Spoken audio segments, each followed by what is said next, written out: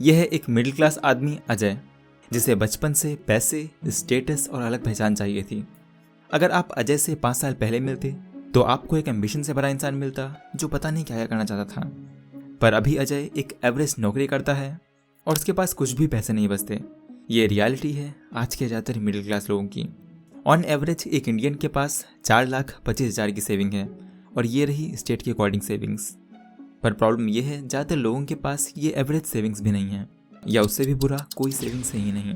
अब ऐसा इसलिए नहीं है कि लोगों के पास जॉब नहीं है, क्योंकि इंडिया की हालत पिछले 50 साल से काफ़ी बेहतर है। फिर भी पिछली जनरेशन के पास अच्छी सेविंग्स रहती थी, पर हमारे पास नहीं रहती। इसका मेन रीज़न है कि इंडियन मिडिल क्लास पैसों के साथ ऐसी गलती कर रहे हैं जो उन्हें और गरीब बनाती जा रही हैं। तो आज की वीडियो में, जिसका टाइटल है 6 mistakes of Indian youth why Indian middle class is getting poorer, इसमें मैं आपको टॉप 6 गलतियों के बारे में बताऊंगा जो मिडिल क्लास करते हैं जिससे वो गरीब होते जा रहे हैं। Mistake number 1, neglecting the long term impact of purchases. कलंक एक टेक सेवी लड़का है जो नए गैजेट्स देखे बिना रह नहीं सकता। एक दिन कलंक की नज़र पड़ी एक नए स्मार्टफोन पर जो कह रहा था ले लो मुझे। उसका पुराना फ़ोन ठीक था, लेकिन नया फ़ोन और भी अच्छा था। Augmented reality, high quality camera और मस्त प्रोसेसर। कलंक के मन में आता है फ़ोन EMI पे ले लूँगा, और वो फ़ोन ले लेता है। EMI उसने अपने मंथली बजट में जोड़ ली, पर साथ में और भी छोटे छोटे खर्चे फ़ोन के साथ हैं। फ़ोन केस, क्लाउड स्टोरेज और इंश्योरेंस। कुछ महीने के बाद कलंक की कार ख़राब हो जाती है। मैकेनिक के पास जाके पता चलता है बड़े रिपेयर की ज़रूरत है, लेकिन कलंक के पास पैसे नहीं है, क्योंकि उस नए स्मार्टफोन और उसके हिडन कॉस्ट ने उसकी सेविंग्स को साफ कर दिया। अब उसे क्रेडिट कार्ड यूज़ करना पड़ेगा, और वो भी एक और मंथली बोझ बन जाएगा।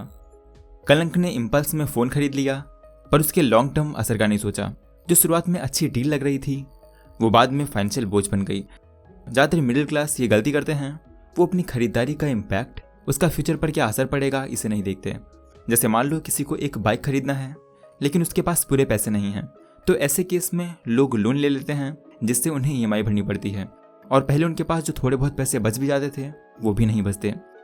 या तो फिर अगर उनके पास बाइक खरीदने के पूरे पैसे हैं, फिर भी वो ये नहीं सोचते बाइक को लेने के बाद उन्हें पेट्रोल, मेंटेनेंस और टैक्स में पैसा देना होगा, तो वो इसे कैसे मैनेज करेंगे। देखो, कोई भी लायबिलिटी, यानी कि ऐसी चीज़ जो आपके पैसों को खर्च में बदल दे, उसे खरीदने से पहले सोचो कि क्या सच में ये आपकी मदद करेगी। देखो कि क्या इससे आपके पैसे बचेंगे या आपको आराम मिलेगी, या इसका उल्टा ये आपका सरदर्द बन जाएगा। क्योंकि कोई भी लायबिलिटी आपकी इनकम को काफ़ी सालों तक या पूरी ज़िंदगी बांध कर रख सकती है। Mistake number 2, not understanding the credit card trap. सबसे खतरनाक तरीका जैसे मिडिल क्लास अपने पैसे यूज़ करते हैं वो है क्रेडिट कार्ड। सबसे पहले क्लियर कर दूं, क्रेडिट कार्ड का इस्तेमाल अच्छा भी हो सकता है। ये आपको पैसे खर्च करने के लिए 30 दिन और देता है, और थोड़े पैसे वापस भी करता है पॉइंट्स के रूप में। यानी अगर आपकी सैलरी 30 दिन बाद आने वाली है, तो अगर आप इस महीने क्रेडिट कार्ड से खरीदते हैं और अगले महीने सैलरी आने पर क्रेडिट कार्ड बिल्स भर देते हैं, तो कोई प्रॉब्लम नहीं है। लेकिन प्रॉब्लम तब आती है जब आप अपनी सैलरी खर्च करते हैं और क्रेडिट कार्ड की लिमिट भी, और फिर ऑब्वियसली आप सब कुछ नहीं चुका पाते और सोचते हैं कि बाद में पे करूँगा। लेकिन क्रेडिट कार्ड के इंटरेस्ट रेट्स बहुत ही ज़्यादा होते हैं, करीब 13 से 50% साल भर में, और ये उन लोगों के लिए बहुत ही बड़ा खतरा है जिनमें फाइनेंशियल कंट्रोल नहीं होता। अब सच बोलूँ तो ज़्यादातर लोगों को लगता है कि वो बाकी लोगों की तरह नहीं है, बाकी सब इस ट्रैप में फंस सकते हैं, लेकिन मैं नहीं। आपको पता है क्रेडिट कार्ड कंपनीज इतने पैसे कमाती कैसे हैं? मेनली ये पैसे कमाती हैं इंटरेस्ट चार्ज करके। यानी बहुत से लोग टाइम पर पैसे पे नहीं करते और बाद में 30, 40, इवन 50% सालाना ब्याज भरते हैं। यही अगर सभी लोग टाइम पर क्रेडिट कार्ड्स बिल पे करने लग जाएं, तो इन बैंक्स के प्रॉफिट का ज़्यादातर हिस्सा खत्म हो जाएगा। इसलिए ऐसे देश जहाँ लोग पैसे के मामले में अच्छे हैं, वहाँ क्रेडिट कार्ड्स इतने नहीं चलते, तो बेस्ट है आप क्रेडिट कार्ड ले ही ना। Mistake number 3, fooled bye randomness. कुछ टाइम पहले की बात है, मैं अपने दोस्त से बात कर रहा था जिसने IPL में पैसे लगाए थे, और मुझे बता रहा था कि कैसे वो 1 करोड़ रुपए जीत सकता है और उसने कितने रुपए जीते। मैंने उससे कहा कि ये जुए की तरह है, जिस पर उसने मुझे अपने जीते हुए पैसे की स्क्रीनशॉट दिखाए और समझाया कि कैसे ये जुआ नहीं है। देखो, लोग सोचते हैं कि वो बैटिंग में पैसे लगाकर अमीर बन सकते हैं, वो रात भर में करोड़पति बन सकते हैं, और उनके पास खुद को देने के लिए कई रीज़न होते हैं कि क्यों ये जुआ नहीं है। अगर कोई गेम है जिसमें जो प्लेयर खेल रहे हैं वो सारे ही टॉप प्लेयर हैं, तो कौन जीतेगा ये बताना ऑलमोस्ट इम्पॉसिबल है। अगर कौन जीतेगा ये बताना इतना ही ऑब्वियस होता, तो लोग ये गेम्स देखते ही क्यों? अगर आप भी इन गेम्स पे पैसे लगाते हैं तो इसे अच्छे से समझते हैं। देखो, अगर 2 लोग हैं जिन्होंने अपनी पूरी ज़िंदगी सिर्फ दौड़ने की ट्रेनिंग ली है, तो जब 2 बेस्ट प्लेयर रेस करेंगे तो कौन जीतेगा ये पूरा लक पे डिपेंड करता है, अनलेस उसमें से एक प्लेयर एक्स्ट्राऑर्डिनरी हो। सेम इसी तरह क्रिकेट में 2 टीम खेलती हैं, जिनमें बेस्ट प्लेयर हैं, इसलिए कौन जीतेगा ये कह नहीं सकते। विश्वास ना हो तो किसी एक ऐसे देश की टीम चुनो जिसे आप सबसे बेकार मानते हो, उसके किसी अच्छे देश की टीम के साथ पुराने मैच के रिजल्ट्स देखो। रिजल्ट्स रैंडम होंगे, कभी टीम ए जीती होगी, कभी टीम बी। लोग लॉटरी पर पैसे लगाते हैं जहां जीतने के चांसेस बहुत कम होते हैं, क्योंकि इंसानी दिमाग को ये समझने में दिक्कत होती है कि असल में छोटा चांस क्या होता है। हमें 1% का तो मतलब समझ आता है, लेकिन 0.01% या फिर 0.0001% ये समझ नहीं आता। जैसे एक लॉटरी जीतने के चांस 0.000007% हैं। इसे देखकर शायद हम सोचें क्या फ़र्क पड़ता है, जीतने के चांसेस तो हैं, मैं भी लॉटरी जीत सकता हूँ। पर आप ऐसी बेट में जीतें, इसके उतने ही चांसेस हैं जितने इस बात के कि आप 23 बार सिक्का उछालें और हर बार हेड्स आए। लेकिन मीडिया हमेशा उन लकी लोगों को दिखाता है जो इनाम जीत जाते हैं, इसलिए हमें लगता है कि अगला नंबर हमारा भी हो सकता है। इस पर बहुत ही अच्छी बुक है फूल्ड बाय रैंडमनेस, जिसे आप रीड कर सकते हैं। Mistake number 4, ignoring the importance of money. कई मिडिल क्लास लोग कुछ प्लान नहीं करते, इनके पास कोई स्ट्रैटेजी नहीं होती। ऐसे लोग पैसे को इग्नोर करने का नाटक करते हैं, आंखें बंद कर लेते हैं जब बात पैसों की आती है। इनको शर्म आती है किसी दुकानदार से पूछने में कि भाई ये कितने का है। अमीर बनने का नाटक करते हुए चीज़ें शॉपिंग कार्ट में डाल लेते हैं बिना प्राइस देखे। रेस्टोरेंट का बिल आए तो चेक करना तो दूर, सीधा पे कर देते हैं। इवेंट्स या एक्टिविटीज़ के लिए कमिट कर लेते हैं बिना ये सोचे कि फाइनल बिल कितना आएगा। और बिना शक ये बेस्ट स्ट्रैटेजी है अपनी सैलरी कुछ दिन में ख़त्म करने की। ऐसे लोग पैसे को इग्नोर करके एक अलग तरह की अमीरी महसूस करते हैं, जैसे पैसा कोई गंदा टॉपिक हो। लोगों को डिस्काउंट मांगने में, प्राइस चेक करने में शर्म आती है। सबसे पहले ये बात समझना जरूरी है, पैसा टूल है जो हमारी सोसाइटी को चलाता है, जिससे ट्रेड होती हैं, लोग काम करते हैं, वैल्यू, सर्विस और सामान एक्सचेंज होते हैं। तो एक ना एक दिन आपको पैसों की जरूरत पड़ेगी ही। आंखें बंद कर लेने से असलियत गायब नहीं हो जाती। आंखें बंद करने का नुकसान ये है कि आपको असलियत का पता नहीं चलता। पैसों को इग्नोर करना या ये सोचना कि पैसा इंपॉर्टेंट नहीं है, ये सिर्फ आपको कमज़ोर बनाता है और आपकी फाइनेंशियल हैंडलिंग को भी। इसी वजह से कुछ लोग होते हैं जो डेस्परेट हो जाते हैं, लोन ढूंढने लगते हैं, नौकरी के लिए, फ्यूचर को लेकर परेशान रहते हैं, सिर्फ इसलिए क्योंकि ये फाइनेंशियली मैच्योर नहीं बने। तो अगर आप किसी को जानते हैं जिनके बैंक में 1000 रुपये भी नहीं हैं, फिर भी वो ऐसे जीते हैं जैसे वो मिलियनियर हैं, तो उन्हें ये वीडियो भेजो ताकि वो फ्यूचर में बड़ी समस्या में फंसने से बच सकें। Mistake number 5, ignoring relative versus absolute context. दो लोग हैं, समर्थ और कलंक। कलंक की हर महीने की सैलरी 1 लाख रुपए है, दूसरी तरफ समर्थ, उसकी महीने की सैलरी है 80,000 रुपये। तो अब बताओ कौन ज़्यादा अमीर है। नॉर्मली लोगों को जब किसी की अमीरी पता करनी होती है तो वो सीधा सैलरी देखते हैं। जिसकी सैलरी ज़्यादा है वो ज़्यादा अमीर है। और ज़्यादातर लोग यही गलती करते हैं, वो इनकम को रिलेटिव टर्म्स में देखते हैं, दूसरों से कंपेयर करके। जैसे अगर हम पिछले दोनों एग्जाम्पल को और अच्छे से देखें तो कलंक दिल्ली में जॉब करता है, जहाँ हर महीने का खर्चा 25,000 रुपये से 30,000 रुपये आता है।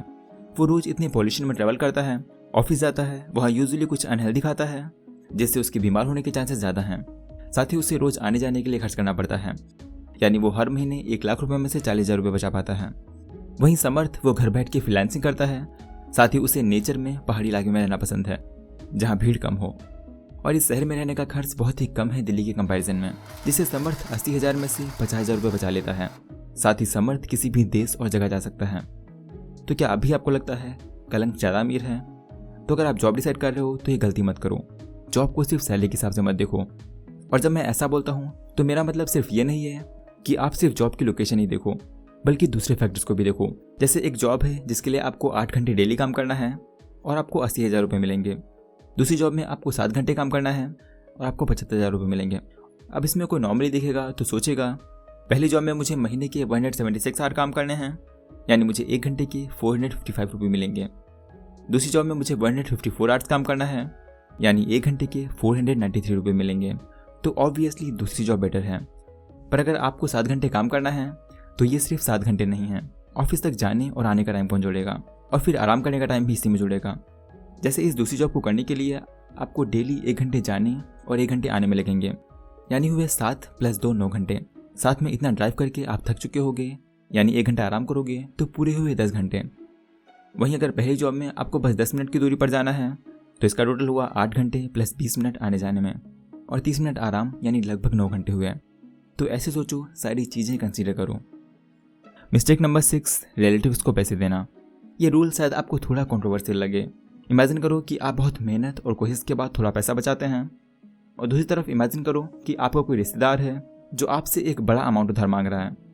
आप एक अच्छे इंसान हो और आपको लगता है कि अगर परिवार वाले एक दूसरे की मदद करेंगे तो सब मजबूत बनेंगे। और फिर आप डिसाइड करते हैं आप ये पैसा उधार देंगे क्योंकि आप सच में दूसरों की मदद करना चाहते हैं, तो इससे आप प्रॉब्लम में फंस सकते हैं। creditcards.com के 2022 के सर्वे के अकॉर्डिंग 42% लोगों ने कहा कि उन्होंने अपने पैसे गंवाए हैं अपने फ्रेंड्स और रिश्तेदारों को पैसे देकर। मैं ये नहीं कह रहा कि 100% केसेस में यही होता है और आप हर बार इस प्रॉब्लम में फंस जाएंगे, पर देने से पहले कुछ बातों का ध्यान रखो कि क्या वो इंसान जिसे आप अपने पैसे दे रहे हैं वो पैसे के मामले में रिस्पॉन्सिबल है। अगर वो कोई बजट नहीं बनाता और सारे पैसे उड़ा देता है, साथ ही अभी तक आपने उसे जितने रुपए दिए उसने कभी भी वापस नहीं किया, तो बहुत चांसेस हैं आपके पैसे देने के बाद उसकी कोई मदद नहीं होगी और वो उन्हें भी गंवा देगा। पर अगर दूसरी तरफ अगर कोई ऐसा दोस्त है जो पैसे के मामले में रिस्पॉन्सिबल है और उसे किसी इमरजेंसी रीजन से पैसे चाहिए, तो आप उसकी मदद कर सकते हैं, लेकिन उतनी ही मदद करें जिससे आप खुद प्रॉब्लम में ना आए। एक अच्छा रूल है, रिलेटिव्स को उतने ही पैसे दें जिनकी आपको इमरजेंसी में ज़रूरत ना पड़े, जिसे आप गवा भी दें तो कोई दिक्कत ना आए। अगर आप सिर्फ मदद करने के लिए मदद कर रहे हैं बिना सोचे कि वो आपको वापस करेंगे तो कोई दिक्कत नहीं है। तो ये थी 6 मिस्टेक्स जो मिडिल क्लास करते हैं। पर अमीर बनने के लिए सिर्फ मिस्टेक्स ना करना काफ़ी नहीं है, आपको ऐसी स्ट्रैटेजी चाहिए होगी जो आपको अमीर बनाए। इसमें बहुत ही अच्छी बुक है द मिलियनेयर फास्ट लेन, जिसे एमजे डिमार्को ने लिखा है। इसमें मैंने पहले से वीडियो बनाई हुई है जो आप यहाँ क्लिक करके देख सकते हैं, और मेरी अगली वीडियो 7 स्ट्रैटेजी पर होगी जिसे फॉलो करके कोई भी अमीर बन सकता है। तो अगर आप इसे मिस नहीं करना चाहते तो चैनल को सब्सक्राइब करके नोटिफिकेशन ऑन कर दें जिससे आपको सारी वीडियो टाइम पर मिलें। तो आज के लिए बस इतना ही। Thanks for watching.